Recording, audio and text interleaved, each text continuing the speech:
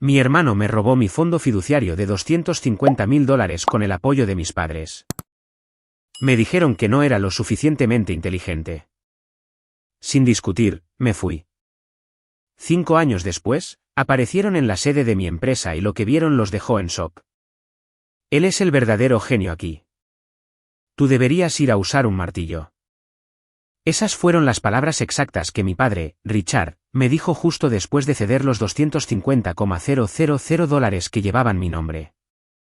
Dinero que mi difunto abuelo Thomas había ahorrado e invertido desde el día en que nací. Mi padre ni siquiera me miró a los ojos cuando lo dijo. Mantuvo la mirada fija en los documentos de transferencia, deslizando su bolígrafo con suavidad sobre la línea de firma, sellando mi destino con un simple movimiento de muñeca. No lloré. No grité. No tiré la pesada mesa de roble del comedor. Simplemente me quedé allí de pie, a mis 19 años, escuchando el silencio ensordecedor de mi madre, Sara, que miraba fijamente sus zapatos, dándome cuenta de que yo no significaba absolutamente nada para las personas que debían protegerme. Para entender cómo llegamos a esa mesa, hay que entender la dinámica de mi familia. Crecí en Oak Park, Illinois, en un vecindario donde las apariencias lo eran todo, jardines perfectos, camionetas de lujo en la entrada y padres que usaban trajes hechos a medida para sus trabajos en el sector bancario. Mi padre era director de crédito en un importante banco regional. Estaba obsesionado con el estatus, el legado y las cosas brillantes. Y en nuestra casa, lo más brillante de todo era mi hermano mayor, Tyler. Tyler era 3 años mayor que yo. Desde el momento en que aprendió a caminar, fue el hijo dorado, el rey indiscutible de la casa. Si Tyler quería jugar al lacrosse, mis padres le compraban el mejor equipo y le contrataban entrenadores privados. Si yo quería unirme al club de carpintería de la escuela, mi padre ponía los ojos en blanco y me decía que no llenara de aserrín su garaje impecable. Yo era el hijo invisible, el chivo expiatorio. Mi existencia era básicamente el telón de fondo para la grandeza de Tyler. Recuerdo claramente mi cumpleaños número 18, no por un pastel o una fiesta, sino porque ese fue el año en que Tyler cumplió 21. Para el hito de Tyler, mi padre le compró un Audi nuevo de paquete directo del concesionario. Tenía asientos de cuero que olían a privilegio caro. Mi padre le entregó las llaves frente a todos los vecinos, radiante de orgullo, dándole palmaditas en la espalda. Para mi cumpleaños, unos meses después, recibí una palmada en el hombro y una bicicleta usada de una venta de garaje que tenía la cadena rota.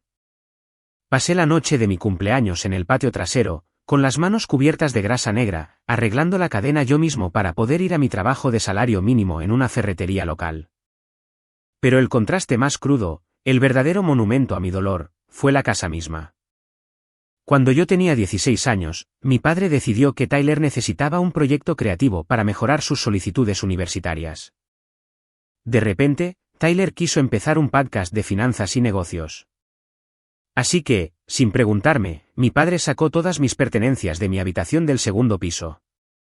Convirtió mi cuarto en un estudio de grabación de última generación para Tyler, completo con paneles de espuma acústica y micrófonos de $2,000. ¿A dónde fui yo? Me mudaron al sótano sin terminar, pisos de concreto frío, tuberías expuestas y un pequeño calentador que apenas combatía los brutales inviernos de Illinois. Cuando le pregunté a mi madre, Sara, por qué tenía que mudarme, ella simplemente se encogió de hombros, con la mirada esquiva hacia la oficina de mi padre. Me dijo que fuera un buen chico y mantuviera la paz porque mi hermano necesitaba el espacio para su futuro. Ella era la facilitadora definitiva, una mujer tan aterrorizada por el temperamento y la desaprobación de su esposo que sacrificó a su hijo menor para mantener su propia vida cómoda. Sobreviví a esos años refugiándome en mí mismo. Encontré paz trabajando con mis manos. Me encantaba la madera. Había algo honesto en ella. Si la cortas mal, se rompe. Si la lijas bien, brilla. La madera no te miente. La madera no tiene favoritos. Pasaba las noches en ese sótano helado dibujando planos arquitectónicos, construyendo intrincadas maquetas de casas y soñando con el día en que cumpliría 18 años y tendría acceso al fideicomiso que mi abuelo Thomas me había dejado. Ese dinero era mi escotilla de escape, mi boleto para un programa de arquitectura real. Pero en aquella tarde de domingo, Mi padre tomó un mazo para destruir mi vía de escape y le entregó los pedazos a mi hermano. No rompí nada. No supliqué. Solo miré a mi padre y le dije una sola palabra que desencadenó una reacción en cadena que Richard nunca habría podido predecir. Sucedió durante nuestra cena dominical obligatoria. El asado estaba seco, las papas frías y la tensión en la habitación era asfixiante. Tyler había vuelto a casa por el fin de semana de su costosa universidad fuera del estado. Estaba reprobando la mitad de sus materias, pero nunca lo habrías adivinado por la forma en que caminaba. Llevaba una camisa impecable y un elegante portafolio de cuero. A mitad de la comida, Tyler se aclaró la garganta y arrojó un pequeño fajo de papeles sobre la mesa. Tenía 5 páginas, a doble espacio y con letra grande. Este es mi plan de negocios, anunció Tyler, recostándose en su silla con una sonrisa engreída. Voy a dejar la universidad. La universidad es para ovejas. Voy a empezar una empresa de tecnología de inteligencia artificial. Vamos a revolucionar la sinergia de datos. Casi me ahogo con el agua. ¿Sinergia de datos? El tipo apenas podía pasar álgebra básica y estaba hablando de inteligencia artificial. Pero mi padre, Richard, miró esas 5 páginas como si fueran las sagradas escrituras. Se puso los lentes de lectura, examinó las palabras de moda y asintió lentamente. Esto es visionario, Tyler, dijo mi padre, con la voz pastosa de admiración. Realmente visionario. Pero una startup necesita capital inicial. ¿Cuánto necesitas? Tyler ni siquiera parpadeó. $250,000, papá. Eso cubrirá el espacio de oficina en Silicon Valley, el marketing inicial y mi salario durante el primer año. Mi corazón se detuvo. $250,000. Esa era la cantidad exacta que reposaba en mi cuenta de fideicomiso UTMA. La cuenta que mi abuelo Thomas había establecido para mi educación. Mi padre tamborileó los dedos sobre la mesa. Bueno, tenemos el fondo de educación de tu hermano allí sin hacer nada. Él no lo va a necesitar. Levanté la vista, mirándolo fijamente a través de la mesa. Papá, dije, con voz peligrosamente tranquila, ese es el dinero para mi universidad. Tengo la aceptación temprana en el programa de diseño en Chicago. Lo sabes. Tyler se burló, poniendo los ojos en blanco. Oh, por favor, Ethan. El futuro pertenece a la tecnología. Ethan es bueno con las manos. Puede construirme un bonito escritorio de roble para mi oficina de la esquina cuando mi empresa salga a la bolsa. Me volví hacia mi madre. Sara miraba intensamente su plato, moviendo los guisantes con el tenedor. No levantó la vista. No me miró a los ojos. Estaba dejando que esto sucediera. Fue en ese momento cuando mi padre asestó el golpe final. Me miró con una mueca fría y calculadora. Él es el verdadero genio aquí, Ethan. Tu hermano tiene un potencial real. A ti te gusta ensuciarte las manos.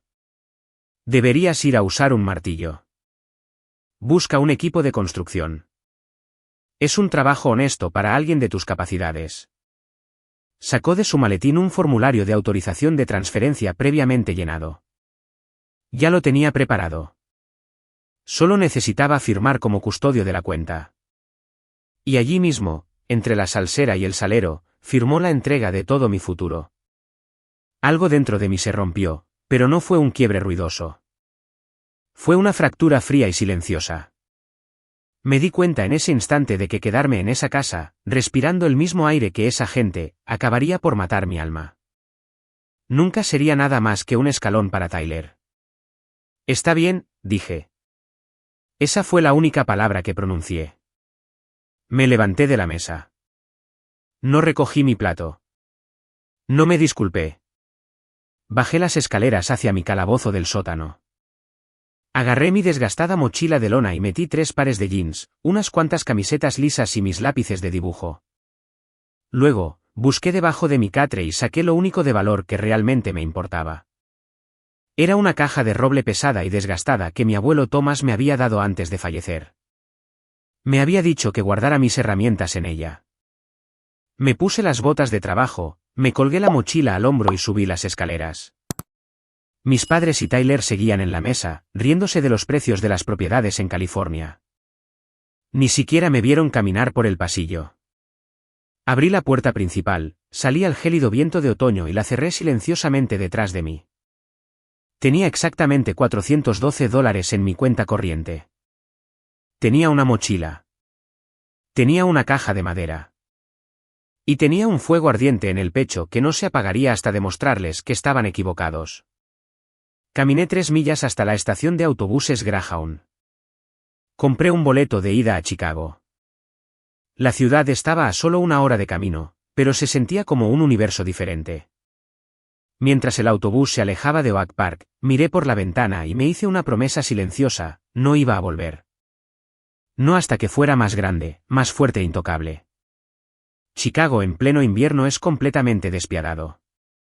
El viento que viene del lago Michigan corta la ropa como una navaja. Y si no tienes dinero, la ciudad te devora vivo. Llegué con apenas $300 restantes. Después del boleto de autobús y algo de comida barata, encontré una habitación diminuta y deprimente para alquilar en un edificio en decadencia en el sur de la ciudad. Las paredes eran delgadas como el papel. El radiador golpeaba toda la noche y podía escuchar ratones correteando por el techo. Pero nadie me preguntaba por mi padre. Nadie me preguntaba por mi hermano genio. Había silencio.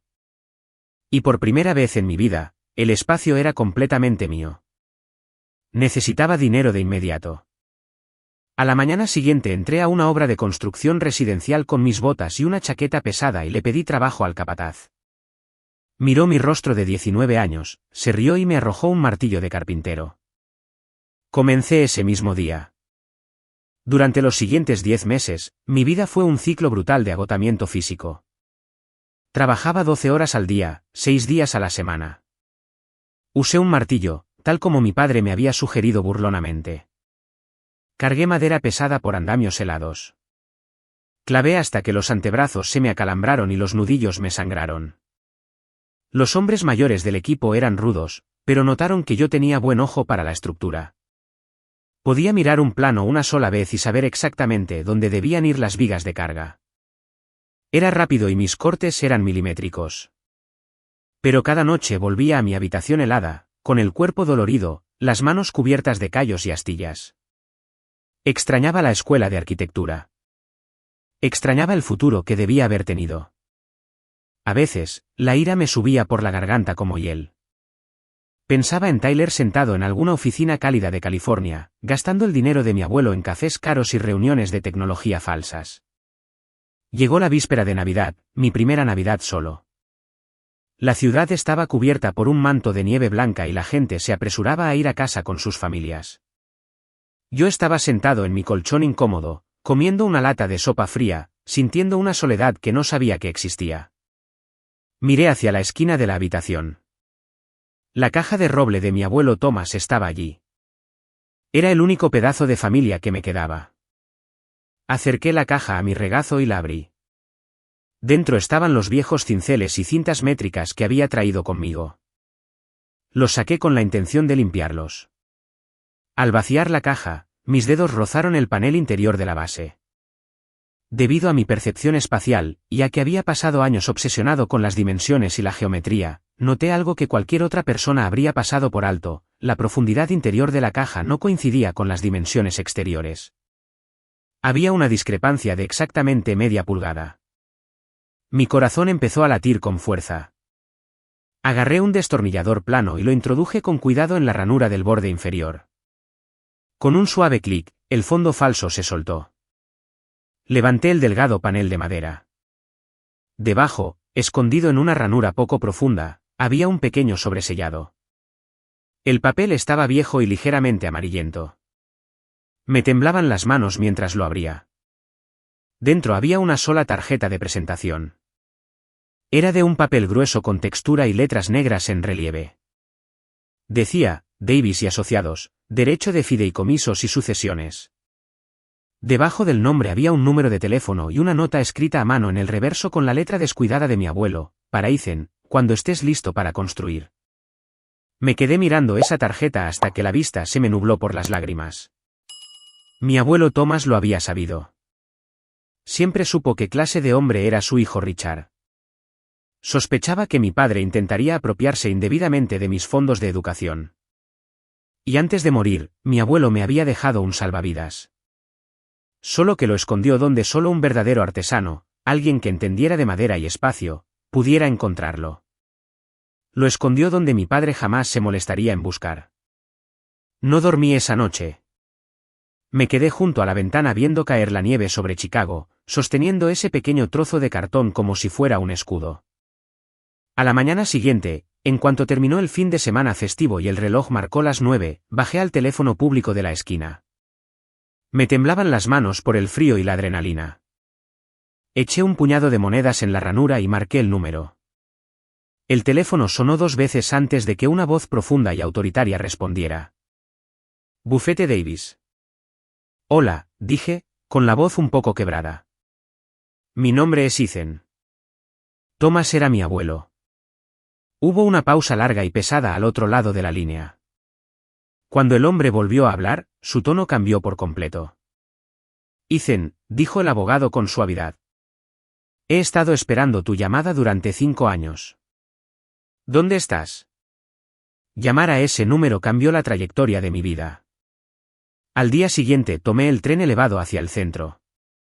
La oficina del señor Davis estaba ubicada en un edificio histórico de ladrillo que olía a caoba pulida y papel viejo. El señor Davis era un hombre de casi 70 años con ojos grises y afilados y un traje impecable que lo hacía parecer un juez que no toleraba tonterías. Me guió a su oficina, me ofreció una taza de café caliente y me pidió que me sentara. Miró mis manos callosas, mi chaqueta barata y las ojeras bajo mis ojos. No sintió lástima, solo se le veía enojado. Tu abuelo era un hombre muy inteligente, Ethan, comenzó el señor Davis, inclinándose sobre su enorme escritorio. Sabía que Richard estaba obsesionado con Tyler. Sospechaba que tu padre intentaría desviar tus fondos de educación. Espere, lo interrumpí, apretando mi taza de café, la cuenta UTMA. Mi padre sacó $250,000 de ella y se los dio a mi hermano. ¿Es eso legal? La expresión del señor Davis se volvió notablemente fría. No, es sumamente ilegal. Una cuenta bajo la ley de transferencias uniformes a menores es irrevocable. El custodio, en este caso tu padre, tiene el estricto deber fiduciario de usar esos fondos únicamente para tu beneficio. Transferir todo el saldo a tu hermano adulto para una startup ficticia es una flagrante violación del deber fiduciario. Es un robo. Se me cayó el alma al suelo. Pude sentir cómo la sangre se me retiraba de la cara. ¿Me robó? Sí, lo hizo, dijo el señor Davis con firmeza. Y tengo todos los registros bancarios para demostrarlo. Puedo presentar una demanda mañana mismo. Podemos llevar a Richard a los tribunales, congelar sus activos y obligarlo a devolver cada centavo con intereses. Podemos arruinar su reputación bancaria en cuestión de semanas. La idea era embriagadora. Por un breve y brillante momento, me imaginé a mi arrogante padre de pie en un tribunal, sudando bajo juramento, con su fachada perfecta de vecino ideal desmoronándose. Imaginé que los cobradores embargaban la lujosa oficina de Tyler en California. Pero luego pensé en la realidad de las cosas, los honorarios legales, los años arrastrándome en los tribunales, las interminables declaraciones donde tendría que sentarme frente a mi madre y verla llorar y defender a mi padre. Estaría atrapado en su órbita tóxica por otros 5 años. Respiré hondo. No, dije. El señor Davis levantó una ceja, visiblemente sorprendido. ¿No quieres demandarlo, Ethan? Es una victoria garantizada. Aún no, respondí, mirando por la ventana hacia los rascacielos de Chicago. Si lo demando ahora, solo seré un chico desesperado rogando por recuperar su dinero. Quiero conservar esas pruebas. ¿Cuál es el plazo de prescripción para una violación fiduciaria en este estado? 5 años, respondió Davis, con una sonrisa de aprobación asomando en su rostro. Tienes 5 años desde el día en que cumpliste los 18 para presentar la demanda. Mantenga los archivos a salvo, señor Davis. Deje que el reloj corra. Primero voy a construir mi propia vida. Cuando le lance esta bomba, quiero estar mirándolo desde el piso de arriba. El señor Davis soltó una carcajada ronca. Eres exactamente igual a Thomas. Lo que me lleva a la segunda razón por la que estás aquí. Abrió un cajón y sacó un sobre grueso. Tu abuelo sabía que la cuenta UTMA podría verse comprometida, así que estableció un fideicomiso secundario secreto. Era pequeño, solo una cuenta secundaria que financió con su propia pensión. Me ordenó que no te contactara, sino que esperara a que encontraras la tarjeta en la caja. Quería asegurarse de que tuvieras el carácter para sobrevivir primero. Deslizó un cheque de caja sobre el escritorio. Estaba a mi nombre. El monto era de exactamente $15,000. No es $250,000, dijo Davis con amabilidad. Pero es tuyo. Limpio y sin condiciones. ¿Sin custodios? Sin Richard. Me quedé mirando los números. $15,000. Para mi hermano, eso era un fin de semana en Las Vegas. Para mí, eran las llaves del reino. No volví a enmarcar casas al día siguiente. Tomé ese dinero, abrí una cuenta en una institución bancaria completamente diferente y me fui de compras. Compré herramientas de carpintería de primera línea, una sierra de mesa profesional, cinceles de alta calidad, una fresadora de alta resistencia y software de diseño. Alquilé un rincón pequeño y mal iluminado en un almacén industrial compartido en el distrito industrial por $400 al mes. Dejé de ser un jornalero y me convertí en un artesano independiente. Mientras yo me esforzaba en el polvo helado de ese almacén, entregando mi alma a cada pieza de madera que tocaba, Tyler vivía a lo grande en la costa oeste, y se aseguraba de que todos lo supieran. El Instagram de Tyler era una obra maestra del engaño moderno. Yo no lo seguía, pero no hacía falta. Mi tía Marta, una de las mayores cotillas de mi familia, de alguna manera había conseguido mi correo electrónico y se tomaba la molestia de enviarme actualizaciones semanales sobre el genio de la familia. Mira a tu hermano, Ethan, me escribió en un correo, adjuntando una captura de pantalla de Tyler sosteniendo una copa de champán en una terraza con vista a San Francisco. Está construyendo un imperio. Deberías disculparte con tu padre y volver a casa. Tal vez Tyler te dé un trabajo barriendo los pisos de su oficina. Las publicaciones de Tyler siempre estaban llenas de palabras de moda, esfuerzo 24/7, disrupción tecnológica, mentalidad de CEO. Había alquilado un departamento de lujo en el área de la bahía y asistía a exclusivas fiestas de negocios. Todo ello financiado con mi educación robada. Cada vez que veía una foto de él sonriendo con esa mueca arrogante, canalizaba esa rabia directamente en mis manos. Empecé a diseñar y construir muebles personalizados de gama alta, no cosas baratas producidas en masa. Construí enormes mesas de comedor de borde rústico hechas de nogal recuperado. Diseñé intrincados estantes geométricos modernos. Trabajaba hasta que los músculos me ardían y la vista se me nublaba. Cuando tuve 5 piezas perfectas terminadas, alquilé una camioneta de carga barata y manejé hasta el distrito de diseño más exclusivo de la ciudad. Empecé a entrar a las salas de exhibición de diseño de interiores de alta gama sin previo aviso, cargando un pesado portafolio de fotos y una pequeña muestra física de mis uniones de madera. Me rechazaron 12 veces seguidas. Miraban mi juventud, mi falta de un título de diseño elegante y me mostraban la puerta. Pero la puerta número 13 fue diferente. El letrero sobre el vidrio decía, Olivia Custom Interiors. Entré y de inmediato me topé con una mujer de unos 40 años. Tenía facciones afiladas, un blazer a medida y una expresión que sugería que ya no tenía paciencia para el resto del día. Su nombre era Olivia, y era la dueña. No aceptamos proveedores sin cita, chico, dijo bruscamente sin levantar la vista de sus muestras de tela. Deja una tarjeta. No dejé una tarjeta. Me acerqué a su impecable mesa de exhibición y coloqué mi muestra física. Era una unión de cola de Milano perfectamente ejecutada en cerezo oscuro y arce claro, lijada tan suave que se sentía como vidrio. No tengo tarjeta, dije con calma. Pero tengo manos y tengo tiempo.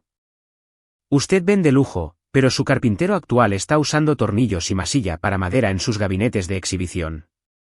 Puedo ver los huecos desde aquí. Olivia se detuvo. Me miró, realmente me miró, entornando los ojos. Recogió mi unión de madera, pasó el pulgar por la conexión perfecta y luego revisó mi portafolio. Hojeó las páginas de mis planos arquitectónicos y mis muebles terminados. El silencio se prolongó durante 3 agonizantes minutos. ¿Quién te enseñó esto?, preguntó finalmente, bajando la voz. Mi abuelo, respondí. ¿Y la necesidad? Olivia era astuta, pero justa. Reconocía el talento bruto porque ella misma había construido su negocio desde cero. No le importaba mi edad ni mi falta de título, le importaba la ejecución. Tengo un cliente en Gold Coast, dijo, cruzándose de brazos. Quieren una mesa de juntas personalizada de 12 pies hecha de caoba africana para el próximo jueves. Mi constructor principal acaba de renunciar. Si la entregas perfecta, te pagaré $10,000. Si fallas, no vuelves a pisar mi tienda. La entregué el miércoles. Estaba impecable. El cliente quedó encantado y Olivia, atónita. No solo me pagó, me ofreció un puesto permanente como su fabricante principal. Durante los siguientes 2 años, nos convertimos en un equipo imparable. Olivia tenía los contactos de la alta sociedad, el discurso de ventas y el olfato comercial. Yo tenía la visión y la destreza. Empezó a llevarme a las reuniones con clientes. Cuando los clientes pedían remodelaciones arquitectónicas imposibles, yo dibujaba las soluciones estructurales frente a ellos. Ya no solo construía muebles, diseñaba distribuciones de interiores completas, escaleras personalizadas y ampliaciones de casas de lujo. Olivia me pagaba increíblemente bien, y yo ahorré cada centavo. Me mudé de la habitación infestada de ratones a un departamento limpio y modesto. Mejoré mis herramientas. Por fin estaba respirando. Pero justo cuando me estaba consolidando, mi gran oportunidad estuvo a punto de costarme todo lo que me quedaba. Hacia el final de mi 3er año en Chicago, a mis 22 años, ya funcionaba como el director creativo no oficial de Olivia Custom Interiors. Las cosas pintaban brillantes hasta que ocurrió un desastre. Olivia se la había jugado toda en un contrato comercial masivo.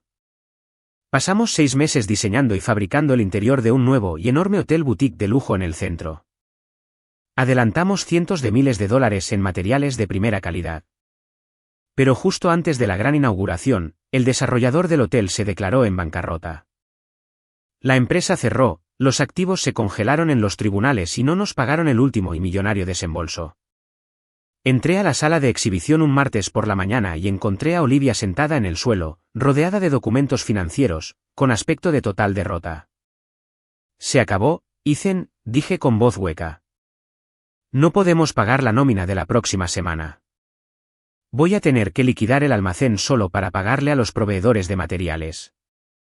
Lo siento mucho, chico. Vas a tener que buscar otro trabajo. Me quedé allí mirando a esta mujer que se había arriesgado por un chico de 19 años sucio y enojado. Era la única persona en el mundo de los negocios que me había tratado con respeto. No iba a dejar que lo perdiera todo. Volví a mi departamento y abrí mi computadora portátil. Inicié sesión en mi cuenta bancaria. Durante los últimos 3 años, viviendo de manera sumamente austera y trabajando semanas de 80 horas, había ahorrado exactamente $85,000.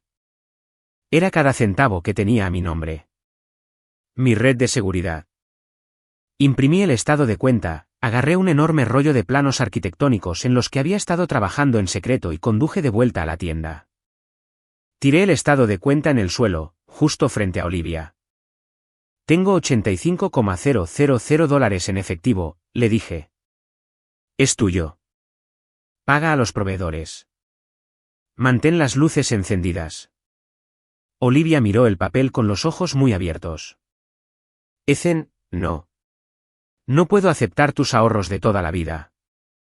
Este es un barco que se hunde.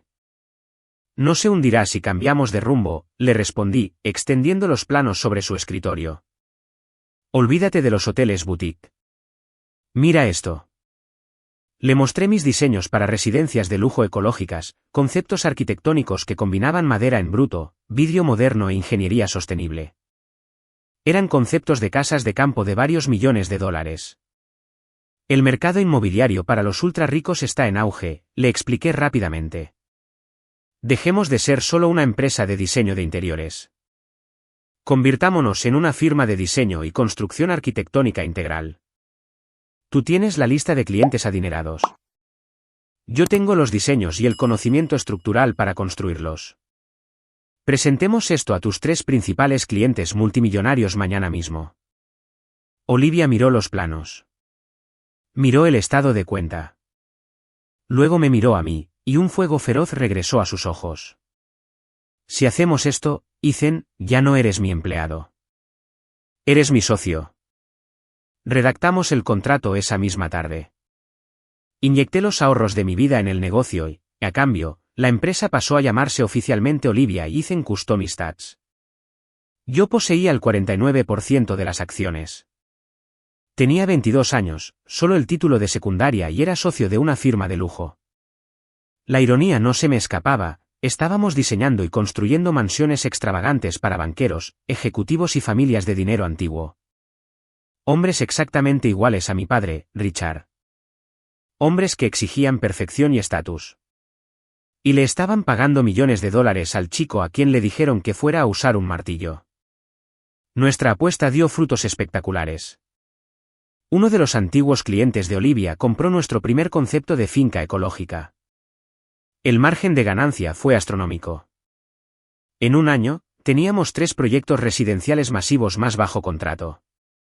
Por fin tenía mi nombre en la puerta de vidrio de una hermosa oficina en la esquina.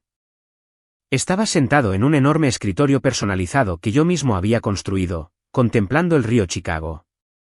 Había ganado. Había sobrevivido al robo de mi futuro y había construido uno nuevo con mis propias manos. Pero mientras mi imperio crecía, el falso genio de Tyler se desmoronaba violentamente, y el rumbo de colisión entre mi realidad y su engaño estaba a punto de ocurrir de una manera que nadie esperaba. Mientras yo me dedicaba a levantar una firma multimillonaria en Chicago, la ilusión cuidadosamente construida sobre el talento de mi hermano colapsaba por completo en la costa oeste. Resulta que no puedes construir una empresa de inteligencia artificial cuando tu única habilidad técnica es saber qué filtro de Instagram te hace ver más como un director ejecutivo. Para mi 4º año en Chicago, la startup de Tyler había fracasado de manera espectacular. No había producto. No había software. No había sinergia de datos revolucionaria. Solo quedaba un rastro de tarjetas de crédito al límite, contratos de arrendamiento rotos e inversionistas furiosos que rápidamente se dieron cuenta de que Tyler no era más que un chico que hablaba muy bien y jugaba a disfrazarse con el dinero de otros. Se había gastado los $250,000 de mi fideicomiso robado en menos de 2 años. Lo gastó en departamentos de lujo, cenas costosas de negocios, servicio de botellas en clubes exclusivos y un equipo de consultores inútiles que lo exprimieron por completo. Cuando el dinero del fideicomiso se acabó, Tyler empezó a pedir préstamos comerciales con intereses altísimos y a exprimir tarjetas de crédito personales para mantener la apariencia de riqueza. Logró acumular $100,000 adicionales en deuda pura antes de que todo el castillo de naipes se derrumbara. Le embargaron el auto de lujo en plena noche. Lo desalojaron de su departamento en un rascacielos. El hijo dorado estaba oficialmente en la quiebra, sin trabajo y enfrentando la ruina financiera absoluta. Naturalmente, acudió arrastrándose a la única persona lo suficientemente tonta como para seguir financiando sus delirios, mi padre, Richard. El hombre que había construido toda su identidad en torno al éxito de su hijo mayor entró en pánico. Admitir que Tyler era un fracaso significaba admitir que su propio juicio era defectuoso. Significaba admitir que le había robado el futuro a su hijo menor para absolutamente nada. Richard no podía soportar ese nivel de golpe a su ego narcisista. Así que, en lugar de dejar que Tyler enfrentara las consecuencias de sus actos, mi padre redobló la apuesta. Vació discretamente sus propias cuentas de ahorro para la jubilación. Pidió una enorme segunda hipoteca sobre la impecable casa suburbana de Oak Park. Invirtió decenas de miles de dólares en pagar a los acreedores más agresivos de Tyler solo para mantener a su hijo fuera de los tribunales de bancarrota. Pero era un pozo sin fondo. El salario bancario de mi padre, aunque cómodo, nunca estuvo diseñado para absorber un desastre de 6 cifras de esa magnitud. La tensión financiera rompió por completo el hogar. Mi madre, Sarah, que había pasado toda su vida adulta interpretando a la ama de casa sumisa y callada, de repente se vio obligada a enfrentar la realidad de las desastrosas decisiones de mi padre. Por primera vez en 30 años, tuvo que conseguir un trabajo. La contrataron como cajera en un Walmart local. La mujer que solía organizar elegantes cenas en el vecindario ahora pasaba 8 horas al día de pie escaneando comestibles de descuento, sonriendo con disculpas a los vecinos que la reconocían. Estaba pagando el precio de su silencio. ¿Y qué estaba haciendo yo mientras mi familia se ahogaba en su propia miseria? Estaba en la cima absoluta de mi industria. Olivia Ethan Custom Stats había explotado. El mercado ecológico de lujo estaba ávido de nuestros diseños. Ya no solo construíamos casas, creábamos obras de arte arquitectónicas. Nuestros ingresos anuales superaron la marca de los 12 millones de dólares. Mudamos nuestra sede del distrito industrial y alquilamos un piso entero en un rascacielos de primera categoría en el centro de Chicago. El espacio era impresionante. Yo mismo diseñé cada centímetro. Los pisos eran de concreto pulido, las paredes de vidrio de piso a techo y toda la oficina estaba decorada con enormes vigas de madera rústica que yo mismo había seleccionado y cortado. Contratamos a 60 empleados. Teníamos equipos de arquitectos jóvenes, diseñadores de interiores, directores de proyecto y un personal administrativo completo. Yo tenía 23 años. Usaba trajes hechos a medida para las reuniones con clientes. Conducía una camioneta confiable pero discreta. Era dueño de mi propia vida. No tenía un solo centavo de deuda y tenía a un equipo de 60 profesionales brillantes que me veían como su líder. El contraste era casi poético. El hijo a quien le dijeron que fuera a usar un martillo había construido un imperio, el hijo a quien le entregaron $250,000 había construido un cementerio de deudas. Yo no sabía el alcance de su miseria en ese momento porque los tenía a todos bloqueados, pero el universo tiene una forma curiosa de hacer que la verdad salga a la luz. Y la luz, en este caso, fue la portada de una revista. La industria del diseño y la arquitectura es sorprendentemente pequeña y muy competitiva. Cuando tienes 23 años y CEO diriges una firma que genera $12 millones al año, la gente lo nota. Una destacada revista nacional de arquitectura se puso en contacto con nuestra gerente de relaciones públicas. Estaban preparando una edición especial titulada Los 40 mejores menores de 40, los creadores de obras maestras. Querían hacerme un perfil. Al principio, le dije a Olivia que lo rechazara. Prefería el trabajo silencioso. Me gustaba estar en el taller de diseño rodeado de planos y muestras de madera. Pero Olivia me miró como si me hubiera vuelto loco. «Vas a hacer esta entrevista, Ethan», dijo, señalándome con un bolígrafo dorado. «Es publicidad gratuita que vale cientos de miles de dólares. Te vas a poner tu mejor traje, vas a sonreír para la cámara y vas a dejar que el mundo sepa exactamente quién construyó esta empresa». Acepté. La revista envió un equipo de fotografía profesional a nuestra sede del centro. Me retrataron en el vestíbulo principal, de pie frente a una enorme escalera suspendida que yo mismo había diseñado con acero y roble recuperado. Llevaba un traje azul marino oscuro hecho a medida, una camisa blanca impecable y sin corbata. Lucía tranquilo, autoritario y mayor de lo que era. El artículo que acompañaba la foto era sumamente halagador.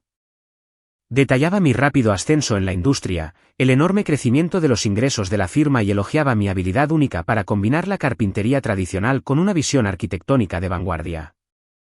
Me llamaba prodigio. No mencionaba a mi familia ni una sola vez. Simplemente señalaba que era autodidacta y sumamente independiente. La revista llegó a los kioscos y plataformas digitales un martes. Para el jueves por la tarde, la bomba ya había detonado en Oak Park, Illinois. Fue mi tía Marta, la chismosa oficial de la familia, quien encendió la mecha. Estaba sentada en la sala de espera de un dentista, hojeando revistas, cuando pasó la página y vio un reportaje a página completa de su sobrino.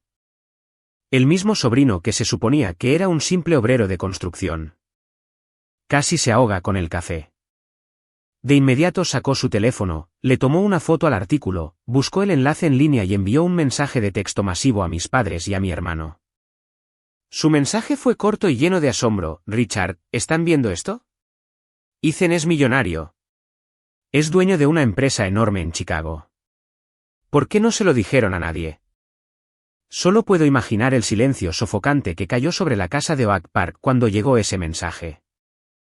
Según me enteré después, Richard estaba sentado en su gastado sillón reclinable, tomando un vaso de whisky barato y estresado por el pago de la segunda hipoteca. Abrió el enlace en su teléfono. Se quedó mirando mi foto en el traje a medida. Leyó las palabras ingresos de $12 millones. Vio la enorme sede de vidrio. Un padre normal habría sentido una oleada de orgullo. Un padre normal habría llorado de alegría al darse cuenta de que su hijo menor había alcanzado el éxito. Pero Richard no era un padre normal. Era un narcisista a quien le acababan de demostrar de manera espectacular que estaba equivocado. En lugar de orgullo, sintió una humillación ardiente. Su ego quedó destrozado. El hijo que había desechado había construido un imperio, mientras que el hijo que había adorado dormía en su habitación de la infancia, escondiéndose de los cobradores de deudas. Y luego apareció la codicia. Tyler, que estaba sentado al otro lado de la sala, leyó el artículo por encima del hombro de mi padre. Sus ojos se abrieron de par en par al ver la valoración de la empresa. En su mente retorcida y desesperada, no vio mi éxito como un triunfo ajeno, lo vio como un salvavidas. Vio una alcancía. Tenemos que ir a verlo, le dijo Tyler a mi padre, con voz temblorosa y ansiosa.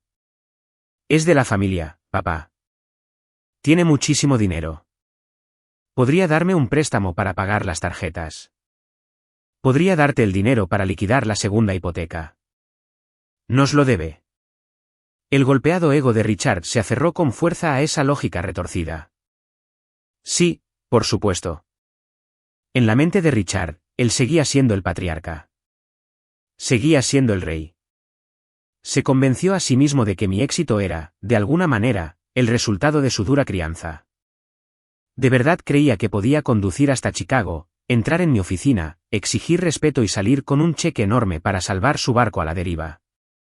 No llamaron antes. No intentaron disculparse.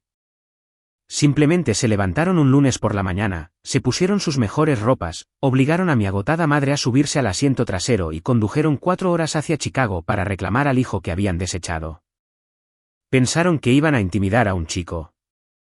No sabían que estaban a punto de pisar el territorio de un rey. Era un martes por la mañana. Yo estaba de pie frente a la mesa de dibujo en mi oficina privada, dando los toques finales a los planos estructurales de una residencia junto a un acantilado con vista al lago Michigan. La oficina estaba en silencio, salvo por el suave zumbido del aire acondicionado y el murmullo profesional de 60 empleados trabajando en el espacio abierto fuera de mis paredes de vidrio. El intercomunicador de mi escritorio sonó. Era Janet, nuestra recepcionista principal. Era una mujer sumamente protectora de unos 50 años que manejaba la recepción como un puesto de control militar. Señor Hilton, dijo Janet, con un tono de confusión y cautela, hay 3 personas en el vestíbulo. No tienen cita. El señor mayor exige verlo. Dice que es su padre. Mi lápiz se detuvo. Durante 5 años me había preparado para este momento. Lo había ensayado en mi cabeza 1000 veces mientras usaba el martillo bajo el frío glacial, mientras lijaba madera hasta que me sangraban los dedos, mientras firmaba contratos multimillonarios. Sabía que este día llegaría. Déjelos esperar, Janet, le dije, con voz firme. Llévelos a la sala de juntas ejecutiva. Ofrézcales agua, pero no les dé café. Saldré en exactamente 15 minutos. Entendido, señor, respondió ella. No me apresuré. Me tomé mi tiempo. Enrollé cuidadosamente mis planos y los coloqué en un tubo de cuero. Caminé hacia mi archivador privado, abrí el cajón inferior con llave y saqué una delgada carpeta amarilla. Era la misma carpeta que el señor Davis me había entregado hacía 5 años. Nunca la había abierto, pero siempre sabía exactamente dónde estaba. Mientras esperaba, me permití mirar a través de la pared de vidrio de mi oficina hacia la sala de juntas en el extremo del piso. El contraste estético era casi cómico. Mi vestíbulo era una obra maestra de diseño, pisos de piedra oscura pulida, recepción de mármol blanco macizo y el logotipo, Olivia y Ethan Custom Stats, montado en bronce cepillado sobre una pared de listones de madera acústica. Y sentados de manera incómoda en medio de todo ese poder estaban mis padres y mi hermano. Richard llevaba un traje que tenía al menos 10 años de antigüedad. Le quedaba un poco apretado en la cintura y la tela estaba desgastada en los codos. Intentaba proyectar un aire de autoridad, sentándose con el pecho erguido, pero sus ojos se movían con nerviosismo por la habitación, asimilando la escala de la operación. Estaba intimidado, e intentaba desesperadamente ocultarlo. Tyler parecía un globo desinflado. El arrogante emprendedor de Instagram había desaparecido. Llevaba una playera tipo polo arrugada y pantalones de color caqui desgastados. Se veía exhausto, pálido y aterrorizado. No dejaba de mirar a los arquitectos jóvenes que pasaban por el pasillo, viendo a personas de su propia edad haciendo un trabajo real y bien remunerado mientras él no tenía nada. Y luego estaba Sara. Mi madre estaba sentada rígidamente en una silla de cuero de diseño, apretando un bolso barato contra su pecho como si fuera un escudo. Parecía 10 años mayor de lo que era. El estrés de trabajar en el supermercado y vivir con 2 hombres fracasados le había marcado profundas líneas grises en el rostro. Miraba a su alrededor con los ojos abiertos y llenos de lágrimas. Los dejé sentados allí los 15 minutos completos.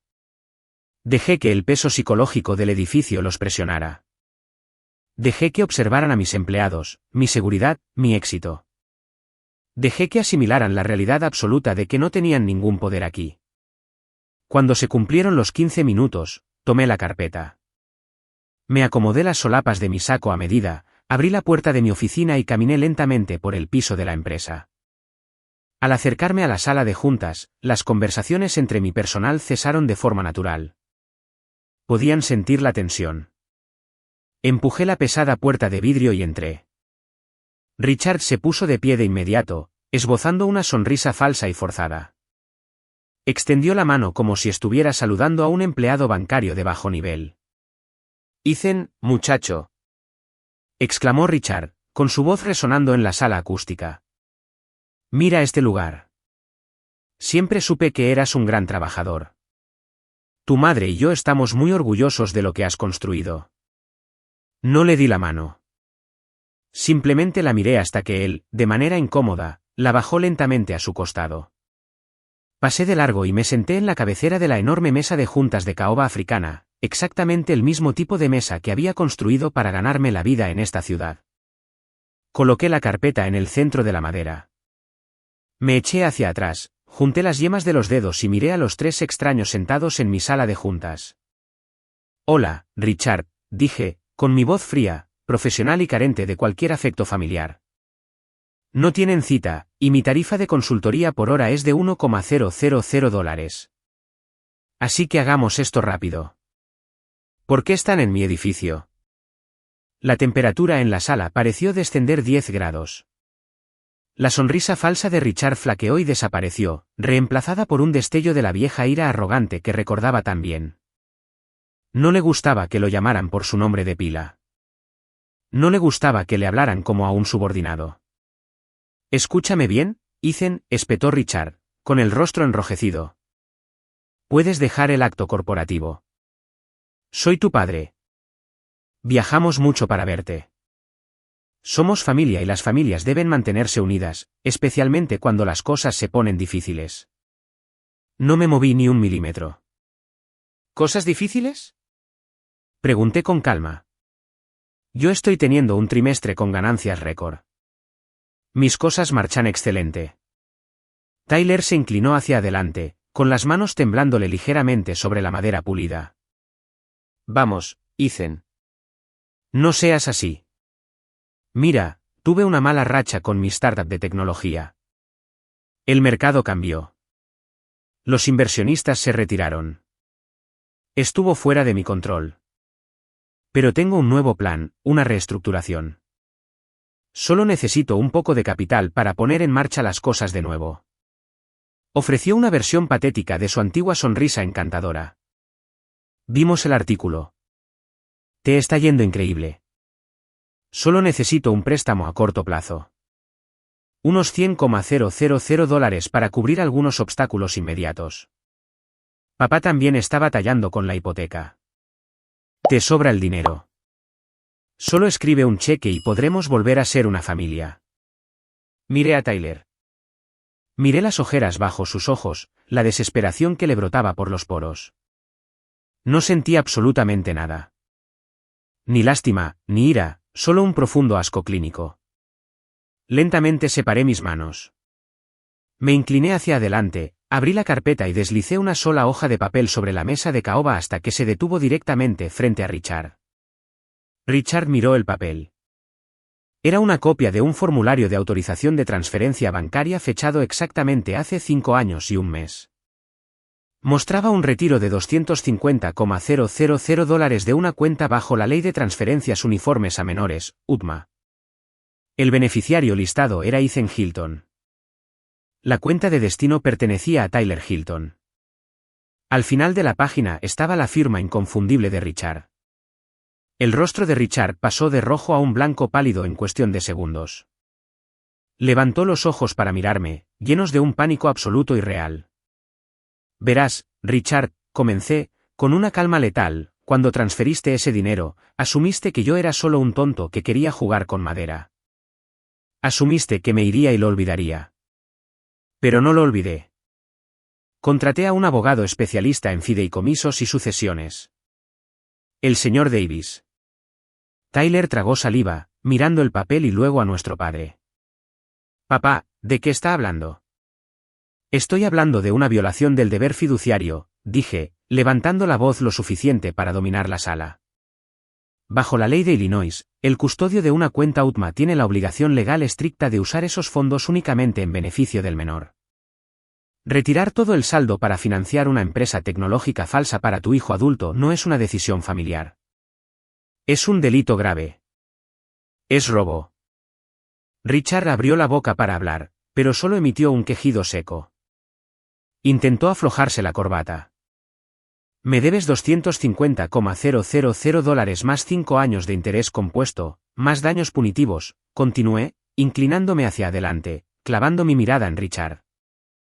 El plazo de prescripción para presentar una demanda por violación fiduciaria en este estado es de exactamente 6 años. Eso significa que me quedan 11 meses para presentarla. El silencio en la sala era absoluto. Incluso el ruido de fondo de la oficina parecía haberse desvanecido.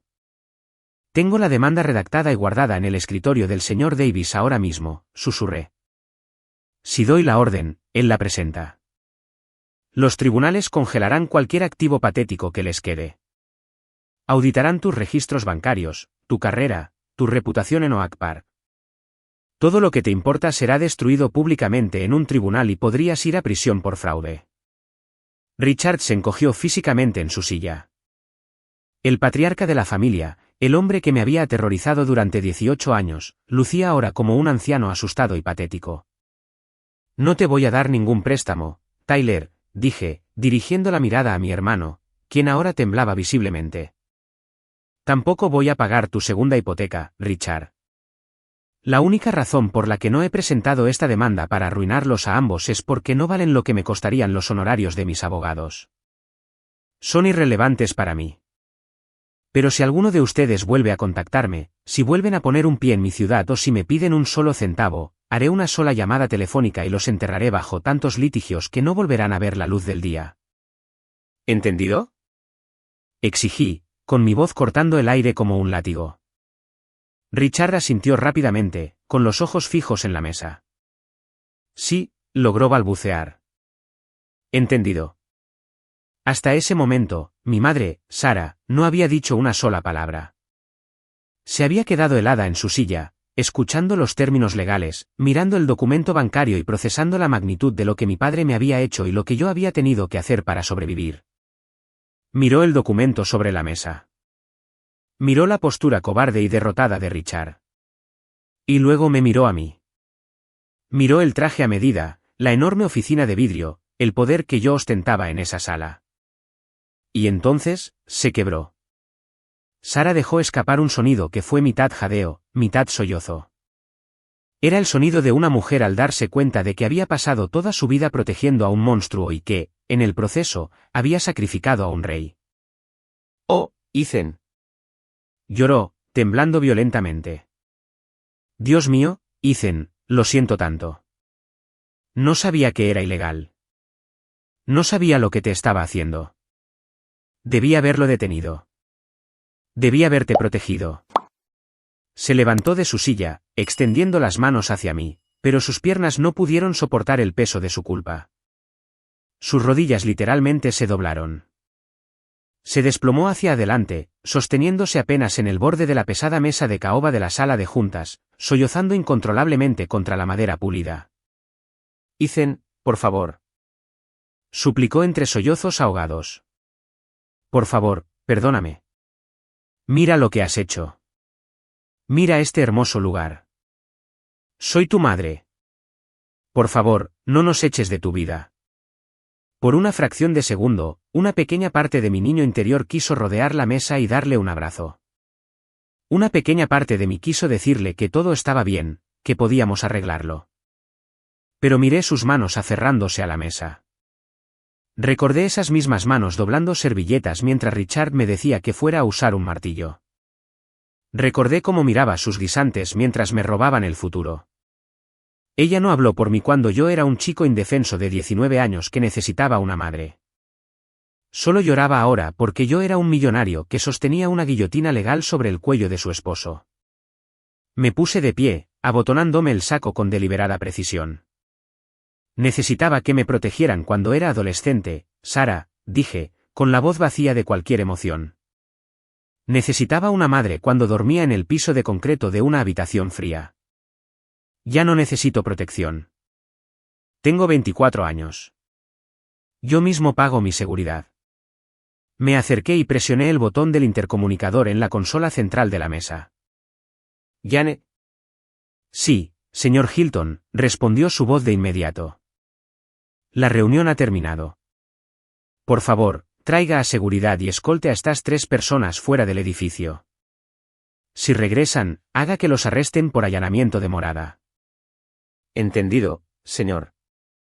Tomé el documento bancario, lo deslicé de nuevo en la carpeta amarilla y miré a Richard por última vez. Lleva a tu hijo genio y sal de mi imperio, dije. Le di la espalda y salí por la puerta lateral de la sala de juntas, dirigiéndome directo a mi taller de diseño privado. No miré atrás. Desde las paredes de vidrio de mi oficina, vi el acto final. 2 guardias de seguridad uniformados del edificio llegaron a la sala de juntas.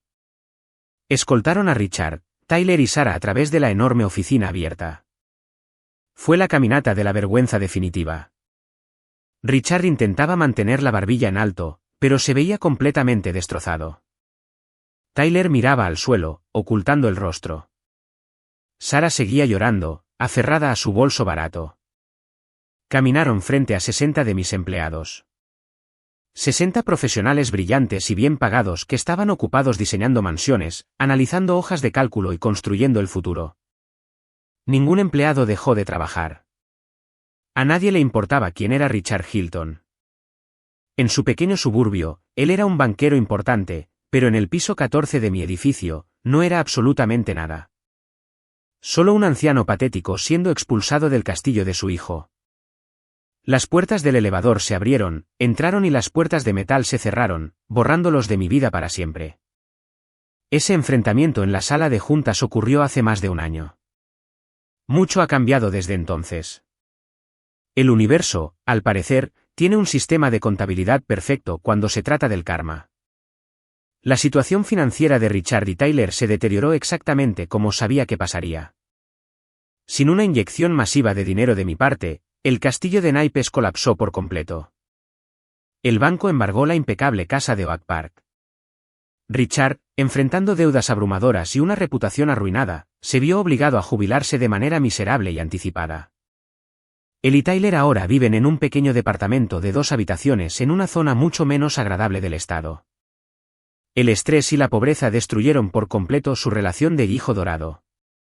Según lo poco que he sabido a través de parientes lejanos, casi no se hablan. Richard culpa a Tyler de haber desperdiciado el dinero y arruinado su jubilación. Tyler culpa a Richard de haberlo presionado demasiado y de haberle dado malos consejos de negocios. Son 2 hombres tóxicos atrapados en una pequeña caja de su propia creación, ahogándose en resentimiento. Pero el giro más sorprendente de todos vino de mi madre. 3 meses después de aquel día en mi oficina, llegó una carta escrita a mano a mi sede corporativa. Era de Sara. Me escribía para decirme que finalmente había llegado a su límite. Ver lo que yo había construido y ver la absoluta cobardía de Richard en esa sala de juntas destrozó la ilusión en la que había vivido durante 30 años. Se dio cuenta de que había desperdiciado su vida sirviendo a un hombre cruel y que había perdido a su único hijo decente en el proceso. A sus 53 años, Sara solicitó el divorcio. Se mudó de la casa antes de que fuera embargada. Alquiló un pequeño departamento tipo estudio para ella sola. Conservó su trabajo como cajera en Walmart y comenzó a usar su salario para inscribirse en un programa de colegio comunitario para obtener una certificación en contabilidad. La mujer que había permitido el robo de mi educación finalmente pagaba por la suya. La carta tenía 6 páginas. Estaba llena de disculpas, arrepentimientos y súplicas desesperadas de perdón. Decía que estaba intentando reconstruir su vida, tratando de encontrar su propia fuerza y que esperaba que algún día yo le permitiera invitarme a una taza de café. Aseguraba que no quería mi dinero, solo quería conocer a su hijo.